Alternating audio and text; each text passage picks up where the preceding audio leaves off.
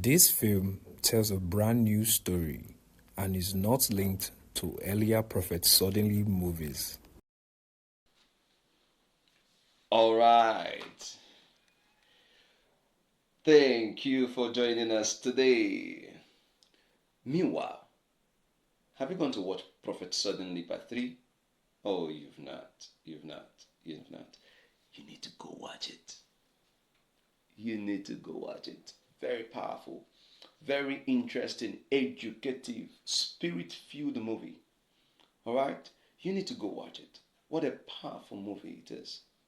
Prophet Suddenly 3. Very interesting. And trust me, I have come to share with us the little things I got from that movie, Prophet Suddenly 3. All right? And I want to sound a warning to your hearing. Those that appear suddenly will disappear suddenly. Please think on these words. Thank you, sir.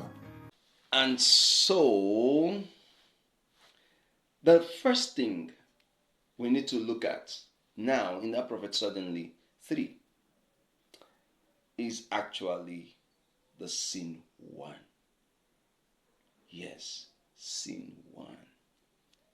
You know, that scene 1 covered a whole lot of things. That scene 1 explained the movie even before the movie started. That scene 1 was a foundation on which the whole scenes were laid on. Do you understand it? Okay, now I need you to go look at that scene 1 again. All right, so what happened in scene 1? I have a couple of things written down so that I will share with you. So that I will not forget, then I'll share with you.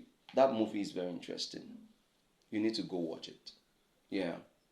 So, scene 1. What happened in scene 1? So many people have been, talking about other scenes, but my mind is stayed on that scene 1 because there were certain things that were said, that captivated me. It captured so many things that I was like, wow, oh wow. All right. So now this was what happened in scene 1. Okay. So I read and then I explain to you the things I wrote down here concerning the scene 1. So scene 1, like I said, was a foundation, of the whole movie. And, it captured the moment when prophetic words were released on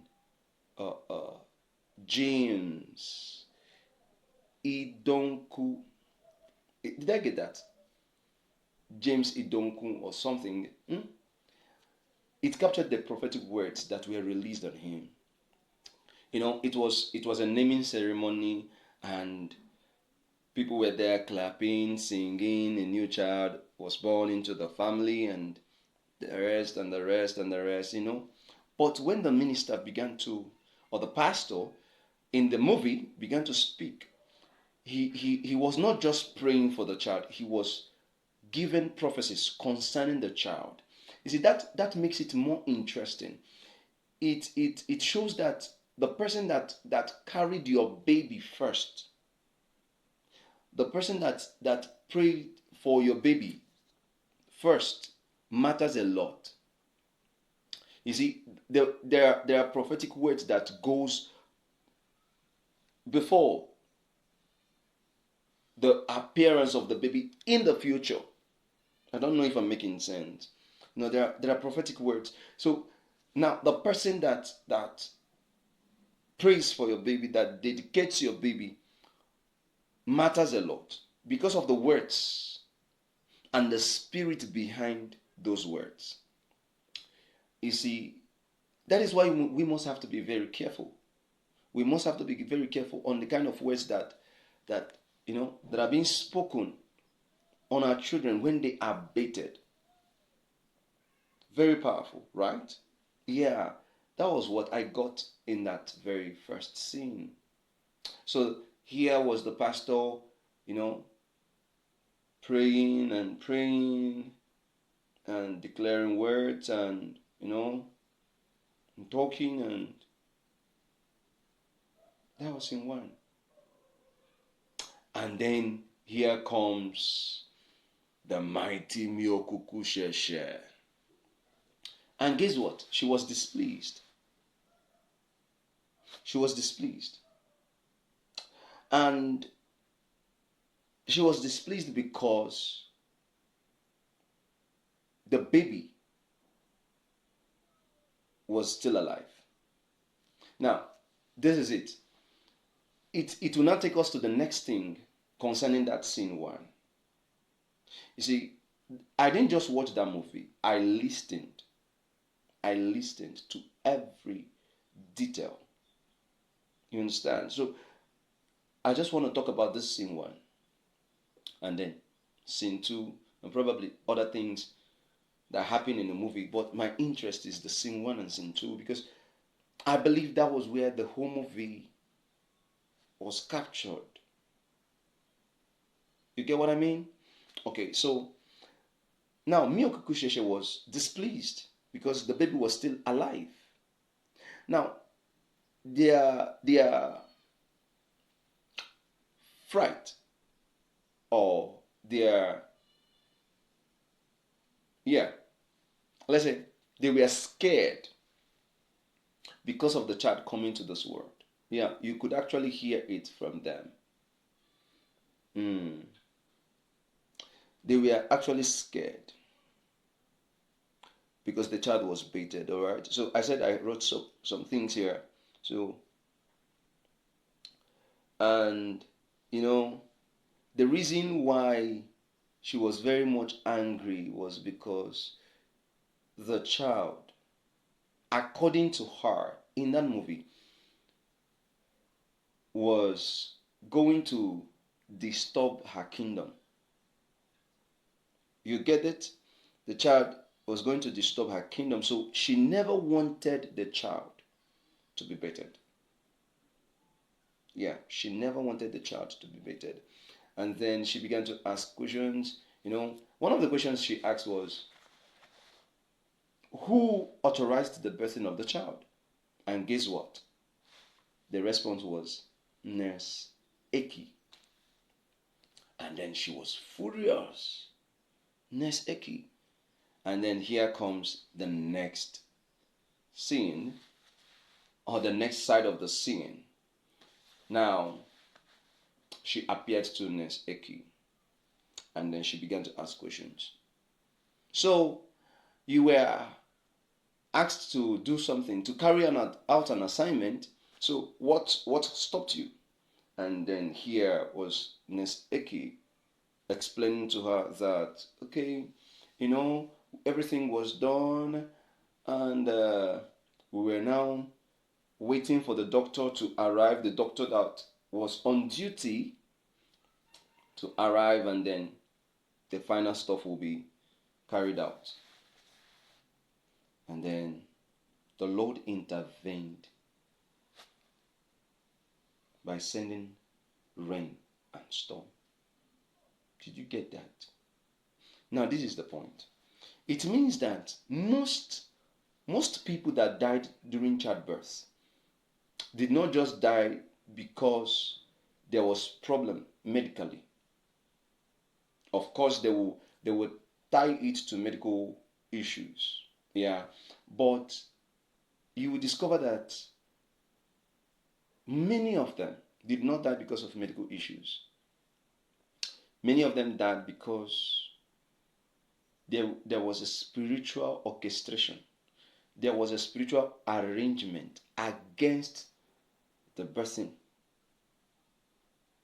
Do you understand?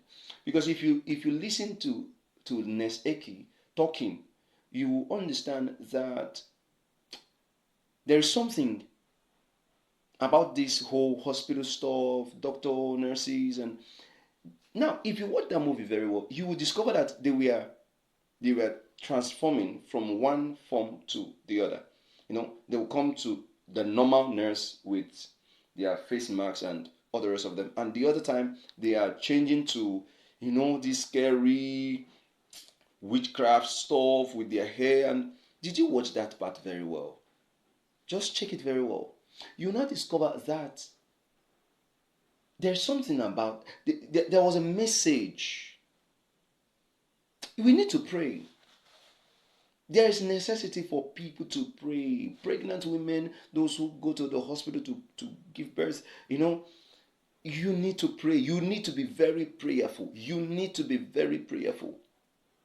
And guess what? If not for the intervention of God through the storm and the rain that brought about the other doctor arriving, oh my God, the baby would have died. Even the mother, because Nurse Eki was talking about the mother and the baby dying.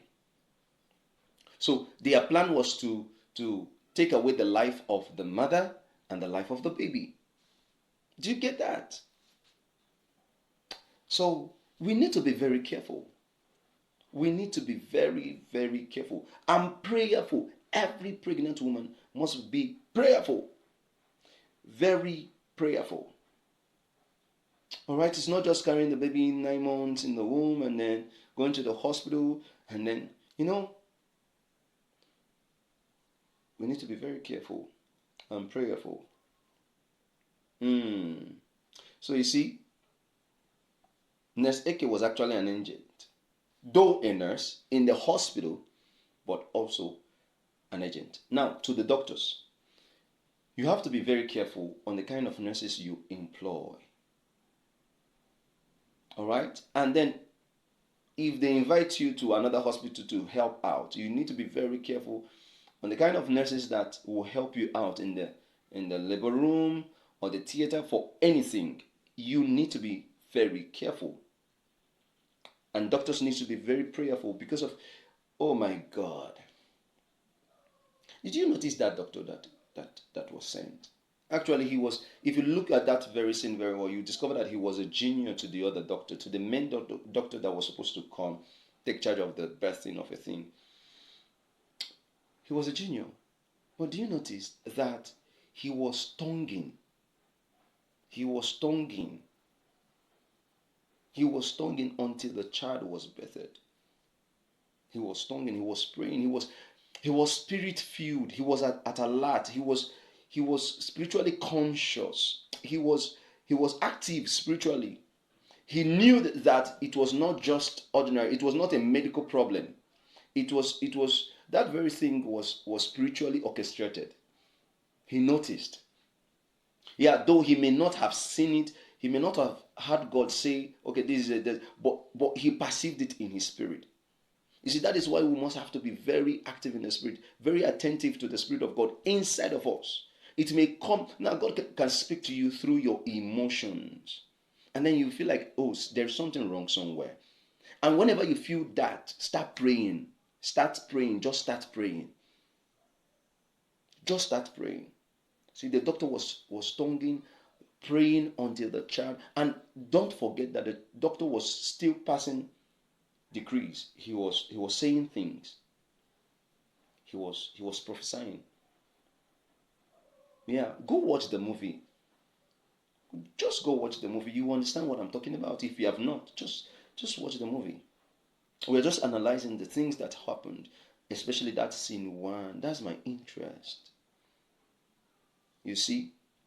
Okay, so that was what happened, and God intervened through the rain, and which brought about the other doctor being available. And then you guess what happened? Mio Kukushe, she had to take the life of Nurse Eki in the place of the child. Of course, the Bible said, I will give men in your instead. So the Lord is going to give men in your instead. Did I hear you say amen? Say amen. All right. So now, after the whole encounter Nurse Eke had with Mio Kukusheshi that made her pay with her life, now something happened in the next meeting. Now here was Miyokuku Sheshe with other agents discussing. And one of the agents said, let me take the baby's life and not the rest of them. There was something Miyokuku Sheshe said. Just listen. High priestess, we can still kill the baby. Give me your order and I will crush the baby at once. No. We can't kill him anymore. It will alter the compass of the world and every creature living in it. But if he lives, he will grow up to become a terror to our kingdom. Miyokuku Sheshe, what shall we do? Goddess of the South Gate, in the journey of life, there are two important cycles that open up a man to attack. The first cycle is the process of birth, which we have missed. The second cycle is when the chronology of a man's life gets to the age of bloom. His 30s, the era that marks the beginning of a new phase, like the Levites' priestly service. 30 is the critical season for every man to determine his direction. Many failed men had their destinies altered at the age of 30. That's the cycle we will now prepare for. We don't need to kill him. We only need to sabotage his calling with whatever 30 pieces of silver he chooses. Stir the waters. Send for the agents of greed, arrogance, and lust. Let them accompany his journey and make it easier for us to stifle his great gift. We will go ahead in his future and wait to strike when the watchers say so. Did you hear that? Did you actually get what Miyokuku Sheshe said there? So the taking of the baby's life at that moment was going to obstruct the compass of the world. And then it also tells that Satan doesn't forget. Now she said there are two circles in the journey of life. The first circle is the time of birthing, and the second circle is the time of blooming. That is when the person is at the age 30. All right. So it means that when Satan misses a man during the time of birth, he will go wait for him during his time for fulfilling destiny. And that's exactly what it means. Because that was the target. That was the target, and she actually got it. And now, there were three things she mentioned that they were going to send, if not four. All right. So she mentioned greed, she mentioned arrogance, she mentioned lust. These three things. And carefully listen to that very point. She now said they are going to send a watcher that will keep watching over him. So this watcher is going to be monitoring every of his move. The watcher is going to be watching him, monitoring him, until the age 30. Did you get that?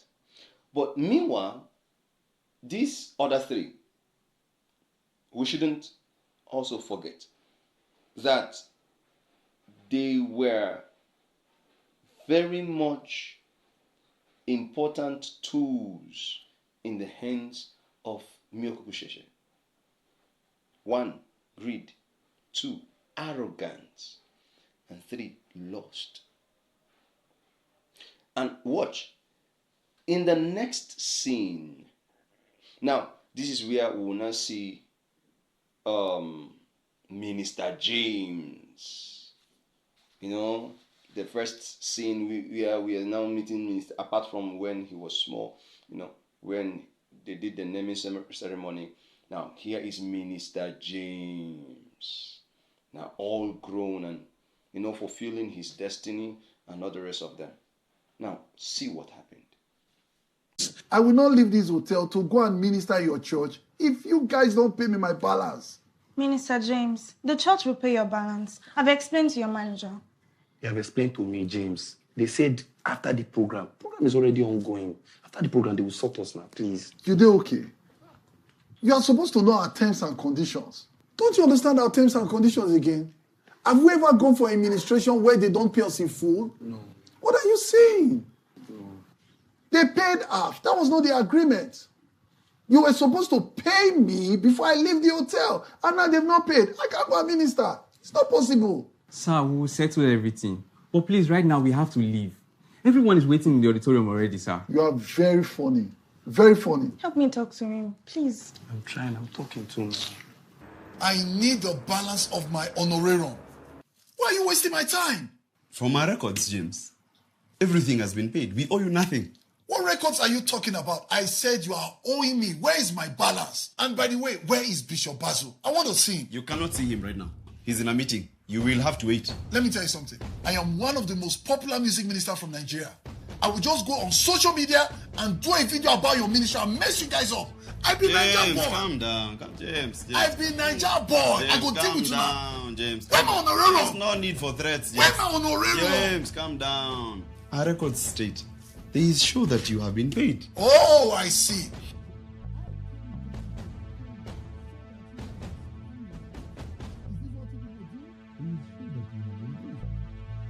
See, oh God, I will not calm down.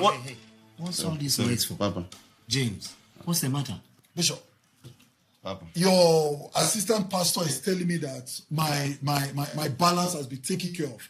And I'm wondering because I've not received it. Papa, or is there a mix-up or something? Wait. Can you show me the records? Papa, ndio hii hapa orodha. Inaonesha tumewalipa hawa watu wote kama wale wengine. And James he was part of the list and you can see it. Pastor Mwangi, this Papa, list sir. is inaccurate. James is special to us. He's not like the rest. His deal is separate from the rest. Huh, can you imagine? Be sure. Thank God. Though. I thought I was strict. No. Don't say that, Mr. James. I'm so sorry for the confusion. Let's get to my office and I'll settle this out. Thank you, Bishop. Bishop, I'm sorry. Can you apologize to Mr. James? Mr. James, I am very sorry. It will not happen again. I truly apologize. Sorry. May the Lord help you. Sorry, Mr. James. May the Lord Let's help you. proceed to the office. Let's proceed. May God help you. I have finally brought him. Which of them? Speak clearly. James, the singer from Nigeria. James? The one we sought since his birth? The one whose music and sound have been a terror to our kingdom? The one that is anointed? You have done well, Wazoo. Finally, he's within our grasp.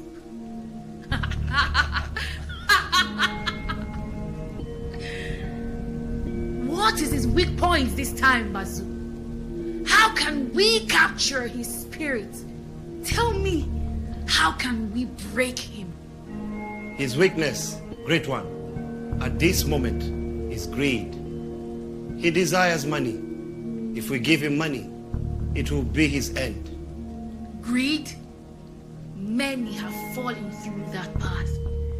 You are clever, Wazoo. He will not resist. Okay, now you get the point. So now you saw that Minister James was very much engrossed with honorarium. His mind was just fixed on you are gonna pay me, you're gonna pay me, honorarium, you're gonna pay me, give me my balance, If you don't give me my balance, I'm not going to sing. That was not the agreement. And then you are having him at the other hand telling Bishop Bazoo, his assistant pastor, telling him that, okay, this was not the agreement. I need my balance, And then, watch. That was exactly the same thing Bishop Bazoo told me of Kusheshe when he went to meet with her. So, what have you discovered in him this time? Did you understand that? That was a statement. What did you find in him this time? Which means other times they have been discovering things and things, but this time, what did you discover? And what did they discover? Greed. And that greed made him leave his local church, disappointed his pastor, and went for another program. Now, we are going to talk about this in another video, not now. We're going to talk about it where Pastor Chris Oyakilomi spoke about, ministers charging and others of them. There was this argument concerning ministers charging and others of them, which Prophet Joel Ogebe, the prophet of Salem, the priest of Salem, made mention of something. So how much are we going to, okay, how do we take care of you, those kind of a thing. Let me not say how much now. How are we going to take care of you and others of them? So he now said, this is what we do, so we are going to send you, when he said we are going to send you, Prophet Joel said, was it network or you actually said that? That guy. Was it network or you actually said that? And then he was like, so if we're going to give you $20,000, so it means that we should be expecting cripples to start working immediately, how many cripples are going to work, how many blinds are going to see, that kind of a thing. And then hope you are coming with Father Abraham, Isaac, and Jacob, Greed. And it was through greed he was captured. It was through greed. And the money was given, There is another thing that Minister James loved so much, which was also used against him. Do you know what it was? The laying on of hands. Impartation. Papa, lay hands on me. Papa, lay hands on me. Did you understand? Oh my God. Just watch. Just watch. Meanwhile, I saw a video of a pastor laying hands on you and rubbing oil on your head. Something you don't know where it came from. And you were smiling. You think it's everyone that loves you, James. It's because you're the one trending now. By now, I expect that you have some spirit of discernment, James. Not all churches are churches. Not all altars are from God. You should be discerning of who places their hands on you. Some people are wolves in sheep clothing. Be wise and sensitive to the Holy Spirit. Be humble too and stop trending for the bad reasons. You can do better, James. Did you hear me? Yes, sir. Do not forget to lay your hand upon his head. That is the gateway to his soul. Once you touch him, the door will be open and we shall summon his spirit tonight. Do not disappoint me, Bazoo. We have waited too long for this moment.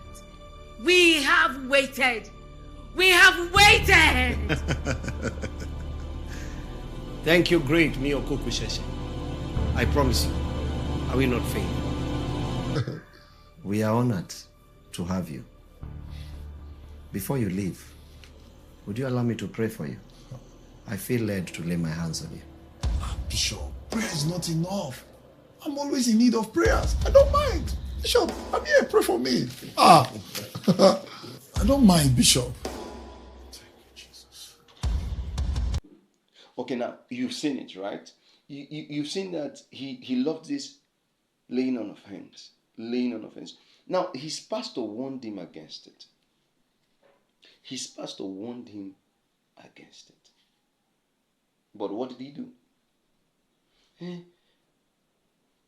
He still went further to Bishop Bozu said, would you mind if, Papa, you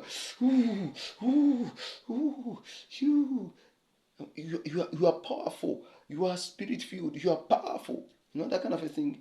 And then he called his PA and said, I've never felt this kind of power ever since in my life. I've never. This man is powerful, not knowing that what was deposited and was taken was beyond what he imagined. You see? Now, this is to tell us that we must have to be very careful on who lays hands on us. Even Paul was talking to Timothy. He said, don't be in a haste to lay hands, lest you be partakers of people's sins. Which means you laying hands on people, you can contact something. And you that is being laid hands on, you can also contact something, or something can be taken away from you. You don't just allow any kind of person to lay hands on you. And don't forget, there was something else his pastor told him. He said, it is not every church that is a church. Of course, it is not every place they call the house of God, where brethren gathers, that is actually the house of God. Oh, do you get that? So we have buildings that are shrines, but they covered it with the cloth of church. And this goes further to explain sheep's or wolves in sheep's clothing. They are wolves in sheep's clothing. So you are looking at them, they are like sheep, but you don't know what is in the inside. And what got my interest was when he went to what was the country again? I've forgotten. Nairobi. Okay, now I think I remember. And watch very well what Bishop Bazu told him. He said, with his eyes and everything, you could actually read meaning to what he was saying through his facial appearance. Like, welcome to this place. We are going to take care of you. When I'm done with you, that was the word. When I'm done with you, that was the word. And he couldn't get that. When I'm done with you. You need to be very careful. You need to be very careful. You see, so these were the things I got from the movie, and I want you to go watch the movie and let me know also at the comment section what the things you got from the movie. All right, just tell me. These are the little things I saw. Apart from the ones that people were talking about, these are the little things I saw. So see you next time. Thank you for watching. Do subscribe.